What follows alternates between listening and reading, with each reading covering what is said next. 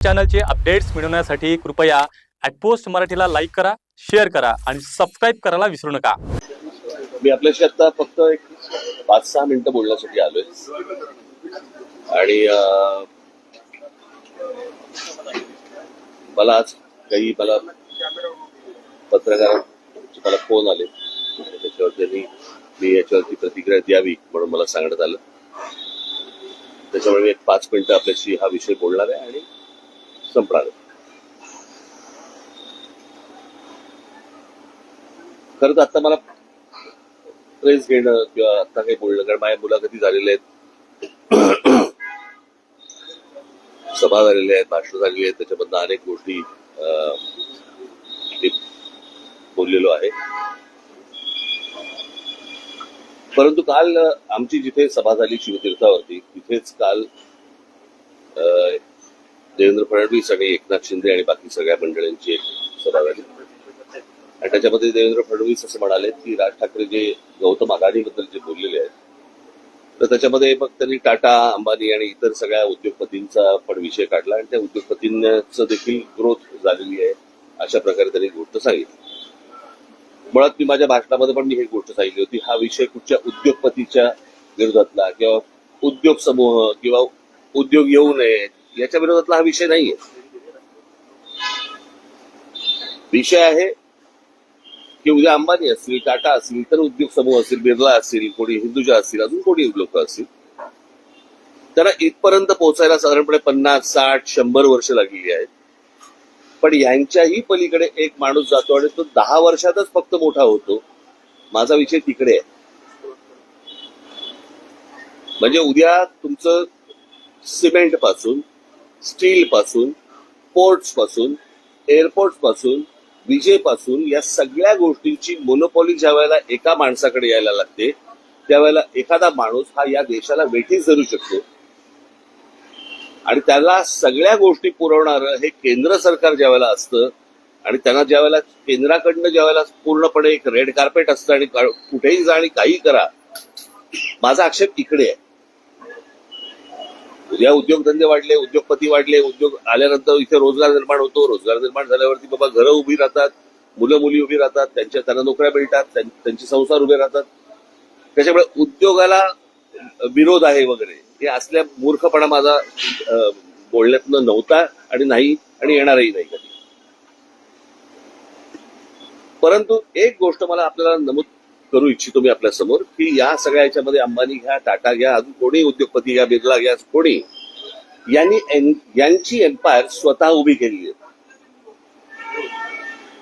यांनी यांचे उद्योग स्वतः उभे केलेले आहेत।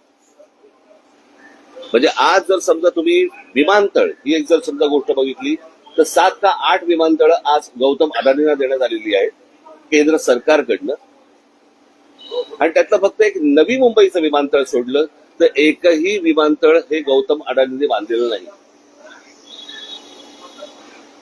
ही दुसऱ्यांनी बांधलेली, दुसरे चालवत असलेली किंवा केंद्र सरकारच्या हातात असलेली ही सगळी विमानतळं आहेत। त्याच्यामुळे एक विमानतळ सोडलं तर दुसरं कोणतंही विमानतळ हे गौतम अदानींनी उभं केलेलं नाही। पोर्ट्स याच्यामध्ये एक मुंद्रा पोर्ट सोडलं तर जेवढी पोर्ट्स आता त्या गौतम अदानींच्या हातामध्ये आता आहेत त्यातलं एकही पोर्ट हे गौतम अदानींनी स्वतःहून उभं केलेलं पोर्ट नाही, ही दुसऱ्यांची पोर्ट्स होती। त्यांना गन पॉइंट वरती आणून त्यांच्याकडनं ही संपूर्णपणे पोर्ट्स विकत घेतलेली आहेत। ज्या व्यवसायामध्ये गौतम अदानी कधीही नव्हते तो सिमेंटचा व्यवसाय, ज्याच्यामध्ये ते कधीही नव्हते, याच्यामध्ये ते अल्ट्राटेक आणि अंबुजा आणि इतर ज्या काही कंपन्या आहेत या विकत घेऊन हा माणूस आज या क्षणाला 2 नंबरला सिमेंटच्या व्यवसायामध्ये गेलेला आहे। आज बिर्ला 1 नंबरला आहे, 2 नंबरला हा। गेल्या 10 वर्षामध्ये एक माणूस सिमेंटच्या व्यवसायामध्ये 2 नंबरला जातो, दुसऱ्यांचे व्यवसाय खेचून, दुसऱ्यांचे व्यवसाय हातामध्ये घेऊन। पॉवरचं पण तसंच आहे, स्टीलचं पण तसंच आहे, अनेक उद्योग तसे आहेत। सो मला फक्त मुख्यमंत्र्यांना सांगायचंय की हा विषय हा कोणाच्या ग्रोथचा नाहीये, ग्रोथ कशी होतीये, स्वतः उद्योगपतीची वाढ कशी होतीये, तर ती वाढ मला असं वाटतं समजून घेणं हे गरजेचं आहे। देशातल्या प्रत्येक नागरिकाने समजून घेणं गरजेचं आहे।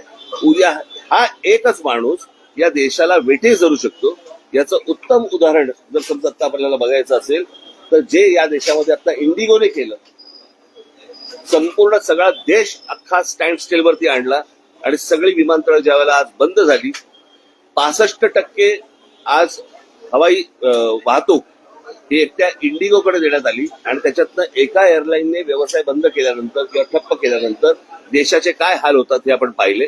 मला असं वाटतं हा धोका सर्वाधिक आहे आणि तो धोका मला असं वाटतं मुख्यमंत्र्यांनी समजून घेणं गरजेचं आहे किंवा त्यांना समजणं गरजेचं आहे किंवा अर्थात समजलं असेल पण ते आता सांगतील तरी कोणाला. तर ही गोष्ट प्रामुख्याने मला असं वाटतं की लोकांसमोर जाणं गरजेचं होतं.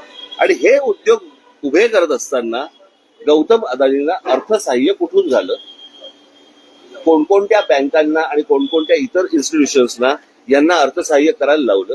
उद्या जर अशा प्रकारचं जर उद्या गोष्टी कोलॅप्स झाल्या तर नोकऱ्या जातील, देश बर्बाद होईल आणि हा एक दिवस देश ठप्प होईल. माझा सांगण्याचा उद्देश हाच होता. आणि एक ते टूल वापरून ज्यावेळेला महाराष्ट्रामधली शहरं ज्यावेळेला काबीज करायला जेव्हा तुम्ही जाता, तो धोका मला असं वाटतं महाराष्ट्रासाठी खूप मोठा आहे. त्यावरतीचं माझं भाष्य होतं, हे मला तुम्हाला फक्त सांगायचं. ठीक आहे, धन्यवाद.